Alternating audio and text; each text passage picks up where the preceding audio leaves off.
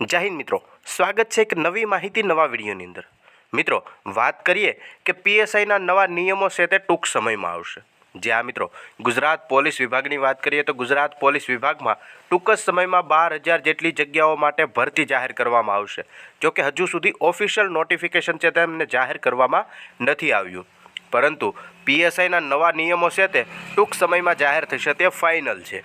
નવા નિયમોની અંદર કેટલા સુધારા વધારા થઈ શકશે, તદુપરાંત ગુજરાત પોલીસ કોન્સ્ટેબલની જે ભરતી આવશે તે ભરતીની ઓફિશિયલ નોટિફિકેશન ક્યારે આવવાની શક્યતા છે, આ તમામ વિગત છે તે આપણે વિડીયોની અંદર જોવાની છે। માટે ખાસ કરીને વિડીયોને અંત સુધી અવશ્ય જુઓ, અને હજુ સુધી ચેનલની અંદર નવા હોય તો ચેનલને ખાસ કરીને સબસ્ક્રાઈબ જરૂરથી કરી દેજો।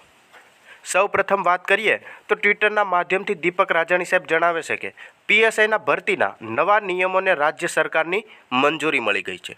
હવે ગણતરીના દિવસોમાં જ આવી શકે છે પોલીસમેન અને પીએસઆઈની ભરતીની ઓફિશિયલ જાહેરાત। જે આ મિત્રો વાત કરીએ તો પીએસઆઈ ભરતીના નવા નિયમો આવશે તે ફાઇનલ છે। એલઆરડી કોન્સ્ટેબલના નવા આરઆર છે તે જાહેર થઈ ચૂક્યા છે। હવે એલઆરડી કોન્સ્ટેબલ બાદ પીએસઆઈના પણ નવા નિયમો આવશે અને તેમને રાજ્ય સરકારે મંજૂરી પણ આપી દીધી છે।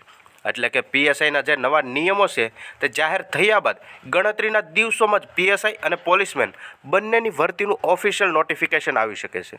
જે આ મિત્રો જાહેર થયા બાદ આવવાની પૂરેપૂરી શક્યતાઓ છે, કારણ કે એલઆરડી કોન્સ્ટેબલના નવા આરઆર તે ઓલરેડી આવી ચૂક્યા છે અને પીએસઆઈના પણ નવા આરઆર આવી જાય એટલે ગણતરીના દિવસોમાં જ પોલીસમેન અને પીએસઆઈની ભરતીની ઓફિશિયલ જાહેરાત પણ આવી જશે।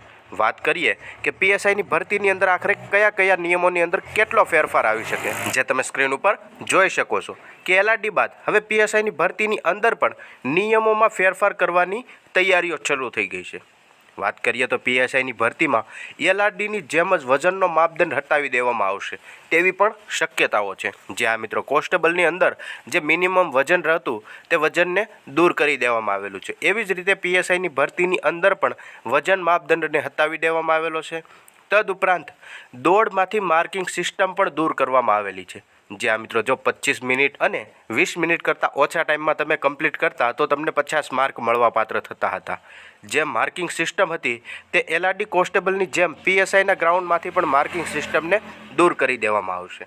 તેમાં પણ માત્ર નિયત સમયમાં તમારે રનિંગ પાસ કરવાનું રહેશે। તદુપરાંત લેખિત પરીક્ષાની વાત કરીએ તો લેખિત પરીક્ષાની અંદર પણ ઘણા ખરા ફેરફારો જોવા મળે છે। જે આ મિત્રો જેમાં 400 માર્કની જે એક્ઝામ આવતી તે 400 માર્કના બદલે હવે માત્ર 300 માર્કની પરીક્ષા લેવામાં આવશે।